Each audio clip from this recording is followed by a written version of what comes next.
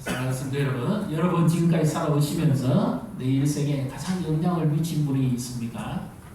그분이 누구십니까? 학교 선생님, 교회 선생님, 아니면 어떤 어르신, 지도자, 그분의 어떤 부분을 그렇게 좋아하고 닮고 싶습니까?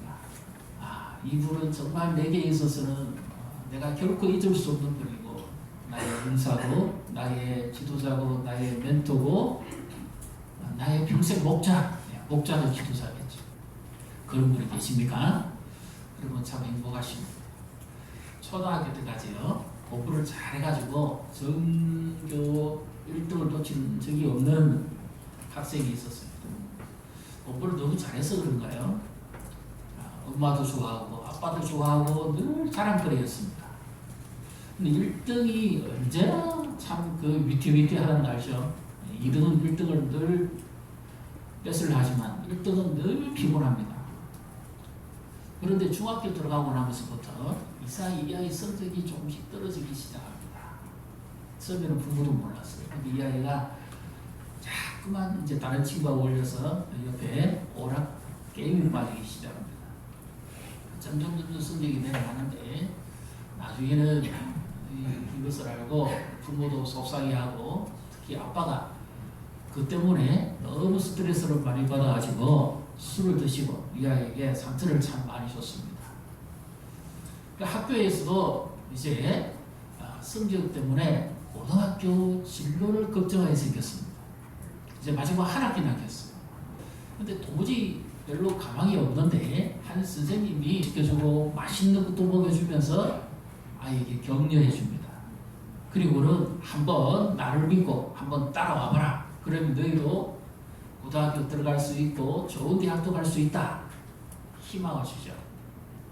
근데 정말 그 선생님의 사랑받고 한번 해보자고 해서 한 학기 동안 열심히 했습니다. 그것을 넘어갑니다.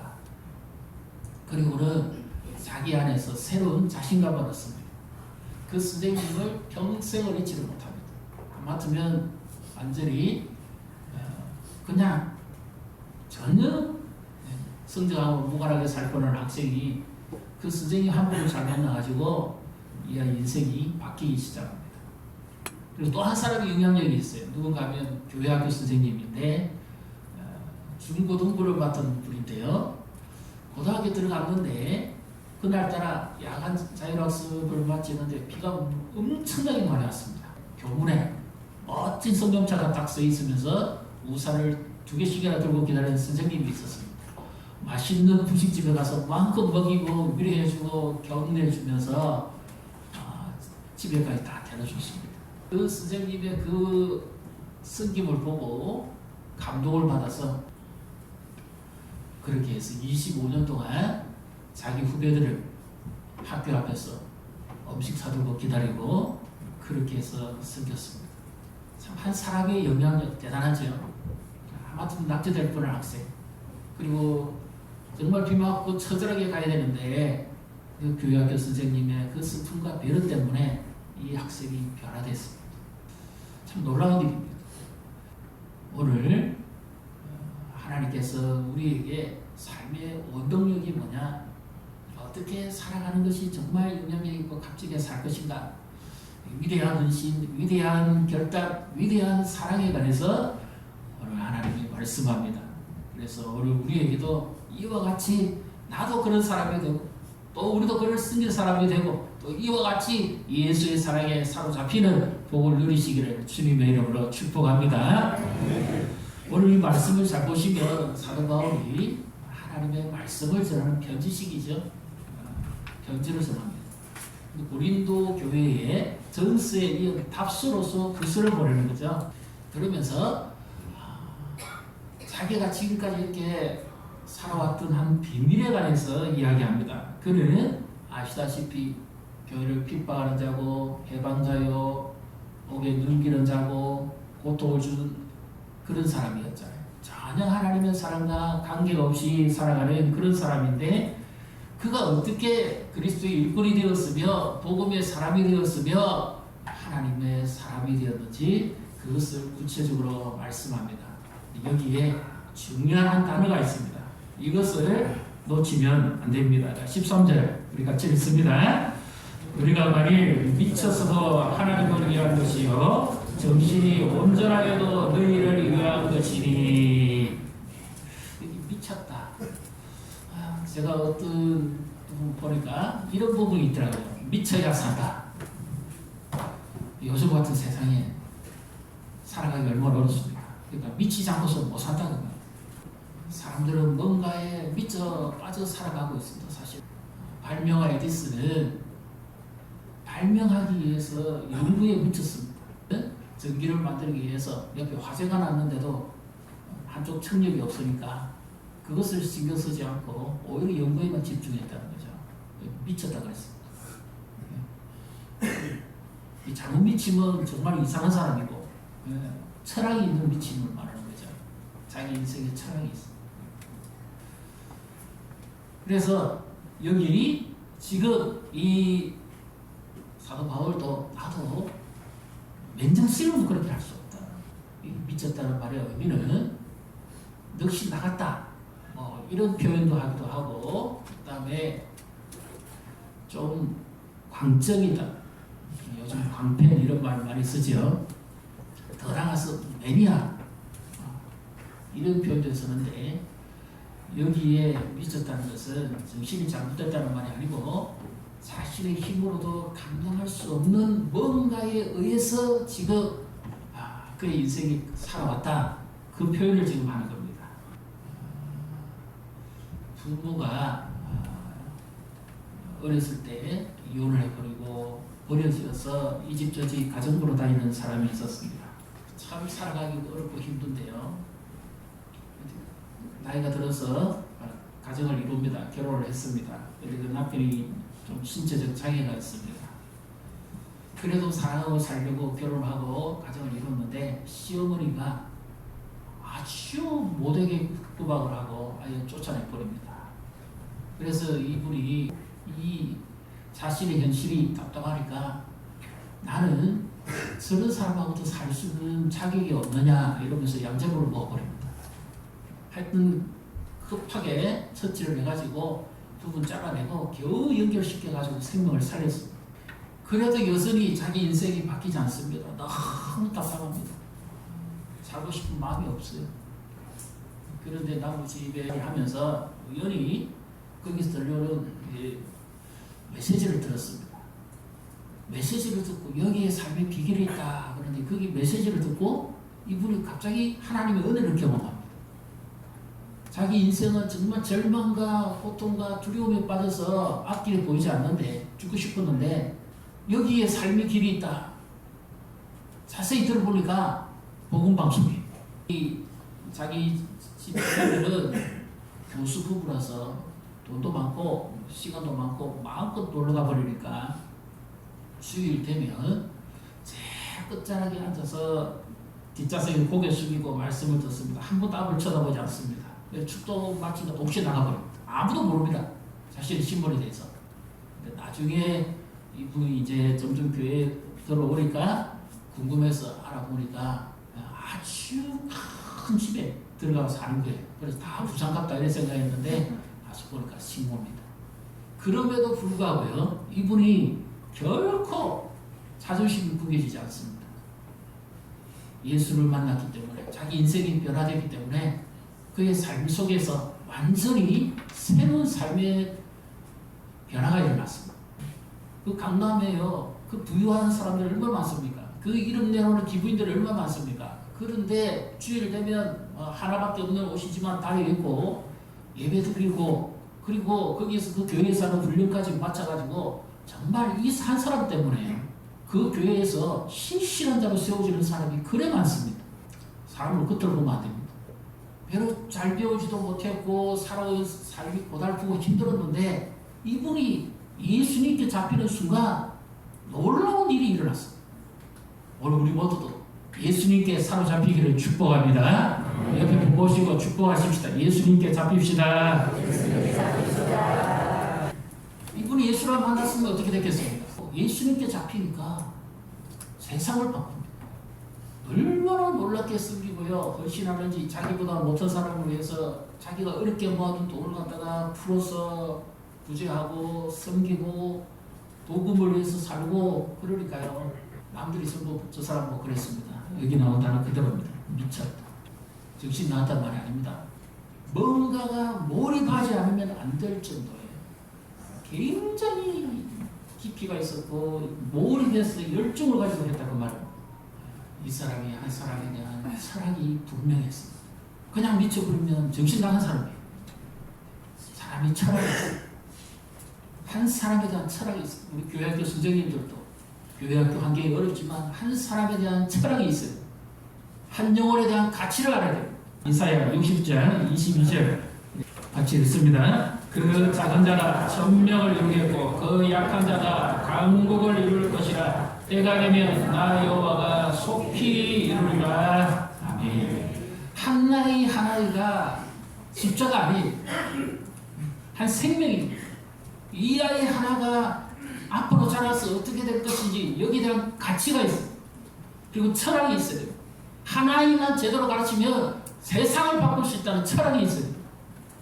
아까 그 선생님이 한 학기밖에 안 남았는데 이 낙제생들을 불러다가 먹이고 입히고 가르치고 해가지고 낙제 통과할 뿐만 아니라 우수한 성적으로 들어가게 합니다.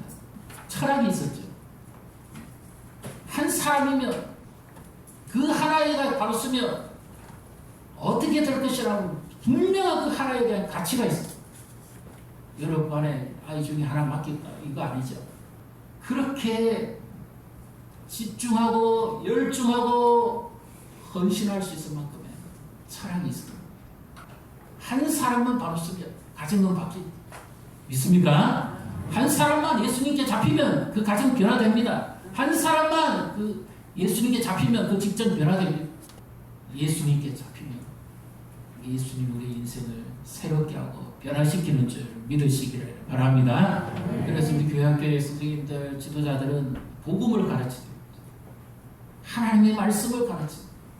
세상의 성공을 가르치지만 우리는 영혼을 맡았고 하나님의 말씀을 맡은 자. 그 아이에게 줄 수 있는 것은 복음입니다. 예수의 생명을 전해줘. 하나에 대한 가치를 가지고 투자를 하고 헌신할 때 주님께서 다 기억하십니다. 지금 이 세상이 이렇게 어둡잖아요. 힘들지 않습니까?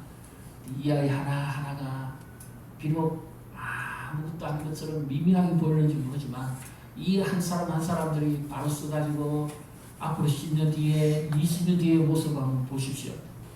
그들이 가는 곳마다 예수의 향기가 나타나고 그들이 가는 곳마다 예수의 생명이 전파되어진다면 얼마나 위대한 일입니까? 결코 한 생명이라도 헛되지 않습니다. 맞벌이 하시고 잠도 제대로 못 자고 이런 아침부터 오셔가지고 피곤하고 힘들지만 그럼에도 불구하고 내가 여기에 헌신해야 될 이유가 있습니다. 하나님이 그거 아시고 막 복이라도 막 내려주시고 집안을 더 잘 되게 해주시고 내 문제는 막 아무 걱정 없이 하나님 다 해결해 주시기도 하면 얼마나 좋겠습니까? 나는 이건 제가 바라는데 그러면 교사 안 할 사람이 어떻겠습니까? 때로는 그런 일이 일어나지 않는다 하더라도 우리가 가치를 가지고 있어요. 또 우리 부모님들도 어버이 서석으로서 자녀들 이 아이에 대한 장래를 믿음의 눈으로 바라보시고 하나님께 맡기고 바로 쓰면 놀라운 하나님의 사람이 됩니다. 사도 바울이 미쳤다는 소리를 들을 정도로 그렇게 그가 복음을 전하는 데 힘을 썼습니다. 그렇게 할 수밖에 없었던 이유가 여기에 나옵니다. 보십시오. 14절 같이 읽습니다. 그리스도의 사랑이 우리를 강건하시는도다. 우리가 생각하건대 한 사람이 모든 사람을 대신하여 죽었은즉 모든 사람이 죽은 것이라. 여기 그리스도의 사랑이 강건하신다는 것은 쉽게 말하면 이 말입니다. 바울 자신은 예수님 만날 자격이 없는 사람이었죠. 그렇게 전적이 화려한 사람인데 어떻게 그가 예수의 사람이 될 수 있습니까? 그런데 그렇게 핍박하고 가시체를 뒷발질하기가 되게 고생이라까지 할 정도로 그런 철저하게 예수 반대주의로 살아왔지만 예수님께서는 기다렸다는 말입니다. 이 표현은 이런 표현입니다. 하나님이 나를 구원하시기 위해서 내 인생을 쭉 쫓아오셨던 거예요. 그래가지고 어느 날 때가 되니까 하나님께서 하나님의 손으로 인생을 탁 잡았던 거예요. 낚아챘다고 말합니다. 사람의 힘으로 저항할 수 없는 불가항력적인 하나님의 은혜가 그에게 있는다고. 그래서 그 사랑에 끌려서 지금 내가 살고 있다. 그 사랑이 어떤 사랑입니까? 예수 그리스도의 십자가, 자신의 몸과 피와 물까지 다 쏟아주시면서 아낌없이 주시는 아가페적인 사랑이죠. 희생적 사랑이죠. 부모의 사랑은 자녀를 향해서 희생적인 사랑. 선생님도 교사도 맡겨진 영혼을 위해서는 희생적 사랑입니다. 어떻게 보면 티가 안 나요. 그럼에도 불구하고 그 희생적 사랑을 예수 그리스도께 배워서 그도 이렇게 살아간다 하는 것에 관해서 말씀하죠. 그래서 사도 바울이 빌립보서에서 자주 이 말씀하죠. 나는 아직 자동도 아니고 내 앞에 표대를 향해서 내가 계속해서 달려간다. 예수님의 사랑에 잡혀서 아직까지는 끝이 아니다. 내게 주어진 그 부름의 상을 위해서 나는 지금도 달려가고 있다. 이것이 예수의 사랑이 나를 이겼다는 뜻입니다. 나는 그렇게 안 하고 싶은데 이 예수님의 십자가의 사랑이 그 놀라운 비밀이 나를 변화시키고 나를 이끌어가기 때문에 나도 어쩔 수 없이 그렇게 한다는 거예요. 속상하게 문제 일으키라고 얼마나 속상하겠어요. 얼마나 힘 빠지겠습니까? 그런데도 예수의 사랑이 내게 불을 붙여가지고 뜨거운 가슴을 일으키고 그 예수의 십자가의 능력이 나를 오늘도 이끌고 갔다는 거예요. 구원의 감격과 기쁨이 너무 충만해서 나 같은 죄인도 건져주신 그 주님의 은혜를 생각함으로 인해서 내가 가만히 주저앉아 있을 수가 없다. 여러분, 십자가의 감격이 있습니다. 구원받은 감격이 있습니다. 그 사랑이 오늘도 나를 지배하고 있습니다. 가정에서 그 사랑이 오늘도 나를 지배하고 있습니다. 저를 가르치는 어떤 교수님 한 분 있습니다. 처음에 그분이 사실 때는 굉장히 환경이 어려웠어요. 아파트를 개조해가지고 뭐 이렇게 연립주택식으로 살고 그 다음에 공중 화장실도 쓰고 그럴 텐데 이제 결혼을 하기 위해서 자매를 집으로 데려가니까 두 사람이 도망가 버리랍니다. 이런 집에서는 못 산다고. 근데 마지막 세 번째 이제 이 자매를 데려갔더니 이 자매도 상당히 좀 난감해합니다. 그러면서 이제 역시 가겠구나 그랬는데 아니더래요. 이런 말 하더랍니다.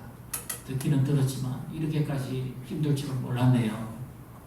그러면서 하는 말이 감동을 줍니다. 이렇게 어렵게 사는 줄을 알았지만 생각보다는 심하지만 내가 그래도 좀 팔을 붙이고 마음을 굽든지 뭘 하든지 내가 좀 노력하면 좀 보탬이 안 되겠습니까? 얼마나 감동적입니까? 그래서 이제 결혼을 했습니다. 본인은 교수도 되고 잘했는데 이제 문제는 뭐냐면 그렇게 사랑하고 희생적인 아내가 요즘 자꾸 변한답니다. 갱년기가 오니까 같이 안 있으려고 그러대요. 그렇게 헌신적이고 그렇게 이제 부부도 마음이 때로는 식을 때도 있고 호르몬 조절이 안 되냐 감정 조절이 안 될 때도 있는데 내 자식도 아니고 내게 맡겨진 영혼인데 어떻게 보면 남이잖아요. 이 아이들을 향한 사랑이 쉽지 않을까요? 그럼에도 불구하고 예수의 사랑 때문에 주님이 나를 구원해 주셨다는 그 하나 때문에 감사해서 가르치고 섬기고 희생하는 쉽게 드러나지 않습니다. 요즘 다 3D 좀 있다지만 교회 안에 3D 제일 첫 번째 교사한다는 거예요. 왜? 보람을 못 느낍니까? 누구들 아이들 지금 더 저출산이 돼가지고 점점 더 내리막길인데 그러나 주님은 다 아십니다. 다 보고 계십니다. 우리가 말씀을 전하는 자로서 가르치는 자로서 가져야 될 자세가 있습니다. 고린도전서 15장 58절의 말씀을 같이 읽습니다. 그러므로 내 사랑하는 형제들아 견실하며 흔들리지 말고 항상 주의 일에 더욱 힘쓰는 자들이더라. 이는 너희 수고가 주 안에서 헛되지 않을 줄을 알미라. 주를 위해서 헌신하고 수고하는 거 결코 헛되지 않습니다. 하나님만 그 중에서 바로 쓴다면 그 가치는 말로 표현할 수 없습니다. 이 아이가 가는 곳마다 학교든지 직장이든지 어디든지 사회든지 이 아이가 뭐 선교사를 가든지 앞으로 어느 분야에 몸을 담든지 이 아이와 함께 예수와 예수의 복음이 함께 가자. 그 한 아이가 자기를 가르쳐주던 그 선생님의 사랑처럼 그렇게 세적인 것을 본받고 그렇게 섬긴다면 얼마나 놀라운 일이 일어나겠어요. 결코 수고의 노력이 헛되지 않습니다. 갈라디아서 6장 9절 10절 같이 읽습니다. 우리가 서로 내가 낙심하지 말지니 포기하지 아니하면 때가 이르되 거두리라. 그러므로 우리는 뒤에 있는 대로 모든 이에게 착한 일을 하되 또 믿음의 가정들에게 할지니라. 아멘. 사실 막심할 일 많습니다. 내 뜻대로 안 되고 인생이요 쉽게 안 됩니다. 특히 가르치는 것도 내 마음대로 잘 안 돼요. 사람을 상대로 하는 일이 내 뜻대로 잘 안 되는 것이 훨씬 더 많습니다. 그래서 더 쉽게 낙심하고 쉽게 포기하고 싶습니다. 내 자녀도 내 마음대로 안 되는데 하물며 맡겨진 영혼이 내 마음대로 되겠습니까? 그러나 주님은 다 하십니다. 모든 것을 하십니다. 그래서 때가 되면 반드시 거두게 될 것이니까 흔들리지 말고 우리의 수고가 결코 헛되지 않는다는 사실을 믿으시기를 바랍니다. 시편 126편 5절 6절을 읽습니다. 눈물을 흘리며 씨를 끓이는 자는 기쁨으로 그 달을 거두리로다. 울며 씨를 끓이러 나가는 자는 반드시 기쁨으로 그 곡식단을 가지고 돌아오리로다. 아멘. 이것은 바벨론 포로에 잡혀있던 그들이 늘 을레강변에서 울고 불고 회개하고 돌이키고 돌아갈 날만 생각하면서 눈물을 흘렸던 그 씨앗입니다. 전날에 하나님을 바르게 섬기지 못해서 고통당했고 괴로워했던 그것들을 철저히 회개하면서 그들이 꿈꾸듯이 그날을 기대하면서 뿌렸는데요. 마침내 하나님께서 기이한 일을 일으켜서 그들이 바벨론에서 포로에서 석방되어서 본국으로 돌아가게 하십니다. 그때 우리의 입에는 웃음이 탁 차. 하나님께서 이렇게 하실 줄 몰랐다. 이와 같은 놀라운 일이 일어날 줄 몰랐다. 우리의 수고와 눈물과 기도와 헌신 속에서 이 모든 하나님의 시간 속에서 이루어져 갈 때 하나님께서 놀라운 일을 일으켜 내실 줄 믿으시기를 바랍니다. 네. 그래서 한번 따라해 봅시다. 미쳐야 산다. 미쳐야 돼. 영원 사랑이 미쳐야 돼. 예수님은 한 사람의 가치에 얼마나 집중하셨습니까? 한 영혼의 천하보다 귀하다 그랬죠. 우리가 새생명 축제를 합니다. 우리 새생명 축제에 꼭 어른들만 모시고 라는 거 아닙니다. 우리 주일학교에서, 유치부에서, 초등부에서도, 중고등부에서도 동일하게 그 시간대에 다 생명을 초청해서 이 새생명 축제가 되기를 원합니다. 로마에 가면요. 어느 대학교 강당에 이런 표현이 적혀 있습니다. 이것이 무슨 뜻인지 참 의미심장했습니다. 그런데 알고 보니까 이런 의미입니다. 어느 법대생이 공부를 하고 싶은데 너무 돈이 없었습니다. 요즘처럼 아르바이트도 하지 않고 그래서 이 마지막 학기를 접어야 되나 어떻게 해야 되나 고민하다가 독지가들에게 편지를 보냈어요.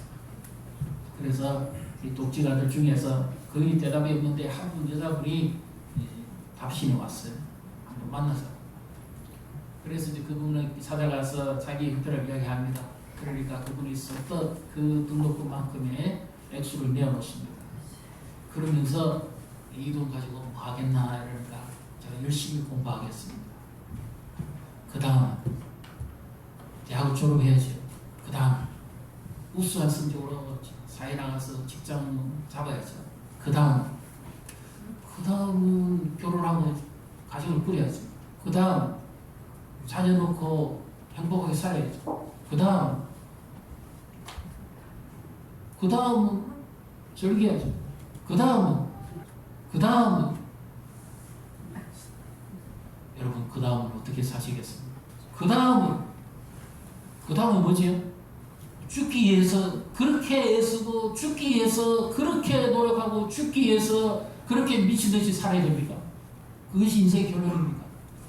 전도서에서 말한 것처럼 헛된 겁니다. 그래서 이 기부인이 그 청년을 불러놓고 그 다음 한줌 흙에 지나지 않는 인생이 끝나는데 이렇게 살려고 그렇게 수고하느냐. 거기에서 복음을 전합니다. 그 다음 하나님의 심판대 앞에 선다. 이 심판을 피할 자신이 있느냐. 그래서 복음을 받아들이고 그 증인이 회개하고 인생이 바뀝니다. 아, 나는 지금까지 내 중심으로 살아왔구나. 내가 지금 공부 마치고 내가 또 가정을 이루고 좋은 직장에 들어가서 자녀 낳고 내 중심으로 살려고 했던 것을 그렇게 열심히 살아왔구나. 하나님과는 너무 거리가 멀리 살아왔구나. 비로소 그 다음은 깨닫습니다. 하나님 없는 인생이 얼마나 헛된지. 그래서 이분이 아주 교수가 됩니다. 그 강당에 이렇게 적어놨습니다. 그 다음은 모든 청년들이 다 봅니다. 벽에 걸려있어. 그 다음은 우리 인생의 그 다음은 어떻게 되겠습니까? 죽기 위해서 그렇게 애를 씁니다. 죽어가는 영혼들을 건져내라고 주께서 부르셨죠. 6월 25일 날 새생명 축제를 합니다. 그 다음도 모르고 살아가는 불쌍한 영혼들이 얼마나 많습니다. 요즘 정말 미쳐서 사는 사람 많습니다. 정말 정신없이 사는 사람 많습니다. 일에 미쳐 사는 사람, 돈에 미쳐 사는 사람, 그릇된 세상에 미쳐 사는 사람, 정말 그러나 참된 미침을 하지 못하고 있습니다. 예수에 미치도록, 예수께 사로잡히는 자가 되도록 복음을 들고 초청하고 목장에서요. 오늘부터 전도 대상자들을 내어 주십시오. 그리고 그 명단을 보고서에 내어 주십시오.